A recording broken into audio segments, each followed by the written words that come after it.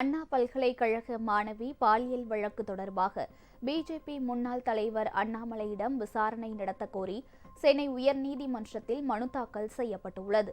வழக்கறிஞர் எம்.எல்.ரவி இந்த மனுவை தாக்கல் செய்துள்ளார். குற்றவாளி ஞானசேகரன் யாரிடம் தொலைபேசியில் பேசினார் என்ற ஆதாரம் தன்னிடம் இருப்பதாக அண்ணாமலை கூறியதை தனது மனுவில் அவர் குறிப்பிட்டுள்ளார். எனவே இந்த பாலியல் வழக்கில் வேறொரு நபருக்கும் தொடர்பு இருப்பதால் அவரையும் தண்டிக்க வேண்டியது அவசியம் என்பதாலும் அண்ணாமலையிடம் விசாரணை நடத்த உத்தரவிட வேண்டும் என்று மனுவில் வலியுறுத்தப்பட்டுள்ளது. இந்த வழக்கில் குற்றவாளி என அறிவிக்கப்பட்ட ஞானசேகரனுக்கு ஆயுள் தண்டனையும் 90,000 ரூபாய் அபராதமும் விதித்து சென்னை மகளிர் நீதிமன்றம் தீர்ப்பு வழங்கியிருப்பது குறிப்பிடத்தக்கது.